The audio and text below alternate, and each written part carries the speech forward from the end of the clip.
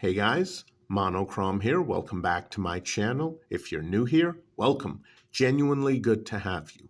Today we're taking a look at a flashlight that I was really excited to get a while back. This is the Weltool T2 Tac model. And yes, there is also a Weltool T2 model. The difference being the T2 has extra modes. The T2 Tac has one mode, 1900 rated lumens. That's it. And as usual, guys, there will be specs in the description box below. Be sure to check that out if you want more information when the video is over. Now, I know what some of you are thinking. Tac model? Tactical? Is this another made in China flashlight that is trying to use marketing to sell their light as a tactical model? Well, no. From what I've seen, this is a genuine effort by Weltool, a made in China brand, to make a legit tactical light. How did they do? Well, let's take a closer look, starting with the tail cap. You get an unshrouded, unobscured access to the checkered hard rubber boot. And the switch underneath it is quite stiff. Not too stiff, but stiff enough that this is not something that will accidentally activate in a pocket. And there's my camera compensating, adjusting for the output. Again, 1900 rated lumens. This switch is a forward clicky switch. It's not a momentary only switch, which would have been ideal. So yes, if there's a situation where you grab this flashlight from your pants pocket and you hit that tail cap switch a little too hard, yes, you can click it on. Not a good thing if you want momentary. But under most circumstances, you're not likely to do that because this is a rather hard switch. I do like the fact that there's no silly little shroud around the tail cap switch because, oh, we want it to tail stand. Nope, tail standing is not a tactical feature. Tail standing is not something you put on a tactical flashlight. It's something you put on an EDC flashlight. So yeah, they got that part right. Although, again, I would have preferred a momentary only switch instead of a hard forward clicky. The rest of the tail cap, you have some grooves and some nice aggressive checkering. I like that. This is not just for show. That is some nice aggressive checkering, but not too aggressive. Not too aggressive. This is great for when you're reaching into your pants pocket and you need to grab the light, yank it out immediately, and switch it on. Below that, we have the pocket carry clip. Now, here's something that some folks are not gonna like. Oh, why isn't that a low-profile clip? A low-profile clip means it's gonna be mounted high. So what exactly are you gonna be grabbing during a situation where you need to get your tactical flashlight out in a hurry? What are you going to be grabbing? This portion? Yeah. Good luck with that. No. Guys, if you want an EDC light, something for non-emergency use, non-tactical use, sure, a high-up mounted, low-profile carry clip, perfectly fine. On a tactical light, it's useless. It's less than useless because it gets in the way. You need to grab your light in a hurry, yank it out of a pocket. Last thing you want is the clip getting in the damn way. So no, you do not get a low profile carry clip on the T2 Tac model, and that's the way it should be on a tactical light. You got plenty of real estate here to grab onto. Now, as for the clip itself, yes, it is quite stiff. It's actually very stiff. It's a little bit of a headache putting this into a pants pocket. However, I have noticed that when I reach for this flashlight and yank it out of my pants pocket, no issues. No issues. Grab, give it a good hard yank, and it does come out easily. Reclipping it one-handed, tiny bit of a headache, tiny bit, but that's not important at all. Getting this out, that's the important thing. And this clip works well. Retention in a pocket, once you've got it in there, is excellent. This flashlight is not going to fall out of your pocket if you're running, crouching, that sort of thing. Excellent retention in a pocket, even though, as you can see, it is a wraparound clip. Now, normally, I'm not a fan of wraparound clips on tactical lights or flashlights marketed as being appropriate for tactical purposes. Not a fan. I like a couple of screws, preferably 3. Screw that clip right into the body of the flashlight so there's no chance that it might pop out. But I will say this, as far as wraparound clips go, Weltool did an excellent job with this one. Absolutely excellent. This clip has not moved, has not popped off of the body of the flashlight in the entire time I've been testing it. Absolutely no issues at all with the clip popping off of the flashlight or becoming loose. It's nice and tight. So again, not the most ideal clip design on a tactical flashlight, but Weltool did an excellent job with the clip. Yes, the clip is a little bit skinny for what you would expect on a tactical flashlight, but again, the clip is functional. No issues there. Further up, Now, here we come to a rather interesting feature. Wondering if you guys can see that, okay? There are actually holes cut into the head of this flashlight. Yes, and those holes do go all the way through, as you can see. They do go all the way through. They are cut into the head. Now, that is a Weltool patented feature. I'll mention the official name in the description box below.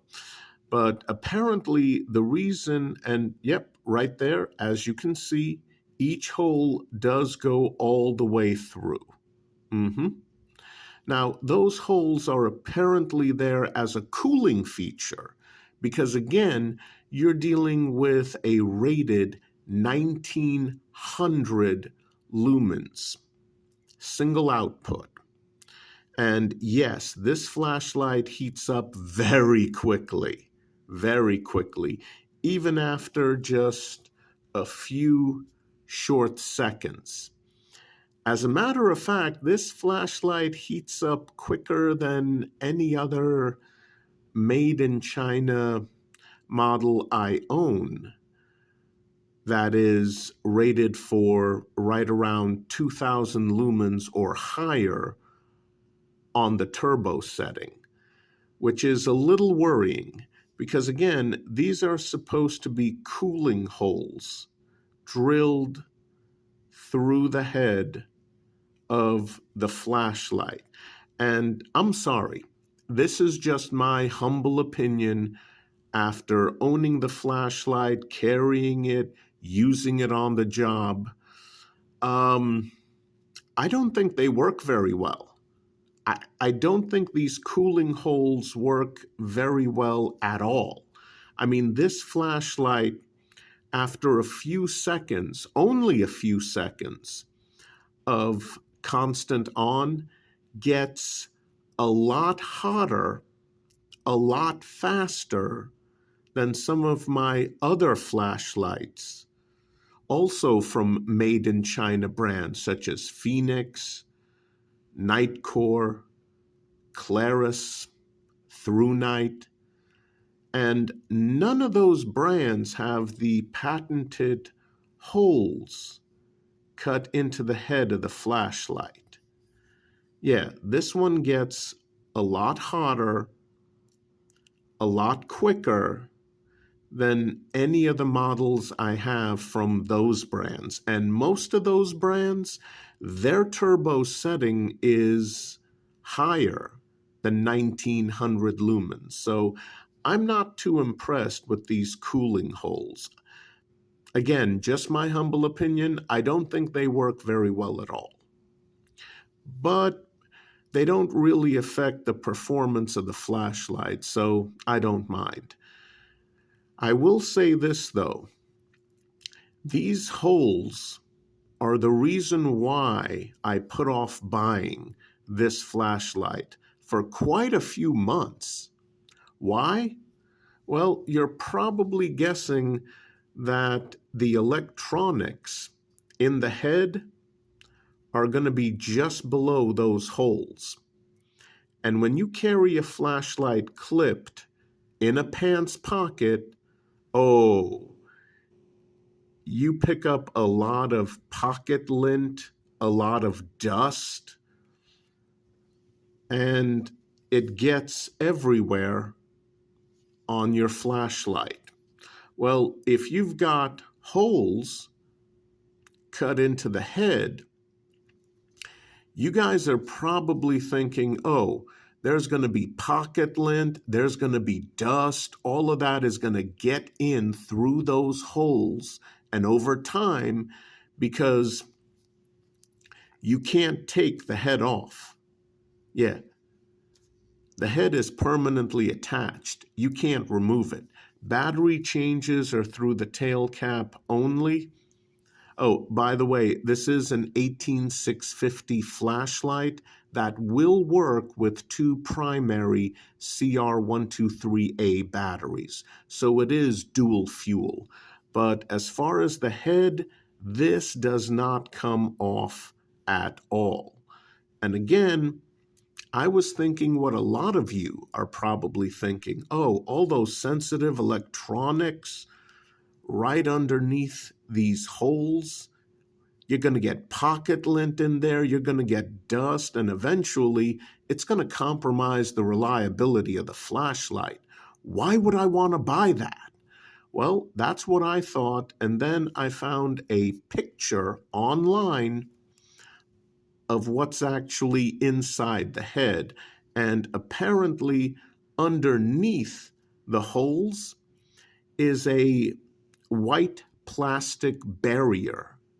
So you don't have to worry about all that pocket lint, all that dust getting in through the holes and compromising the flashlight's reliability after a couple of years of pocket carry. Nope, there's a white plastic barrier underneath the holes. but I just wanted to address that issue. And over here, there's the LED, there's the reflector. Now, this portion here, yeah, that's stainless steel. So you do have plenty of scallops, just in case you need to use your tactical flashlight as a hammer fist enhancer for more up close and personal situations. But that's the entire flashlight. Now, what do I think overall? What do I think of this as a tactical flashlight? I think overall, Weltool did an excellent job. Again, overall, it's not perfect. Forward clicky switch that you can accidentally hit and make it permanent on when all you want is momentary. One good way to alleviate that issue is to train yourself to hit the tail cap switch with just the pad of your thumb. Hit it with the pad of your thumb. It's a little bit harder to click this switch for permanent on if you're pressing with just the pad of your thumb. If you start pressing with the tip, oh yeah, a lot easier. I have to say that this was an excellent effort by Weltool overall. Overall, yes, an excellent effort if you're looking for a genuine bezel down carry tactical light, and you don't mind that it has a forward clicky switch. But yes, there are a couple of issues. One, price tag. Weltool charges quite a bit more money than its competitors, which I've already named in this video. So if you're buying this guy, expect to pay extra compared to what the competition is offering. We're talking quality made in China brands that are recognized for their quality. So that's one problem. Weltool charges quite a bit extra compared to the competition. Another issue, again, this flashlight heats up faster and hotter than the competition. Who knows? Over time, that might compromise reliability, but this is definitely something that you use in very short bursts. Another issue. When I first got this, I shined it onto a white wall and I was impressed. It has a very wide hot spot with tons of side spill, tons of it.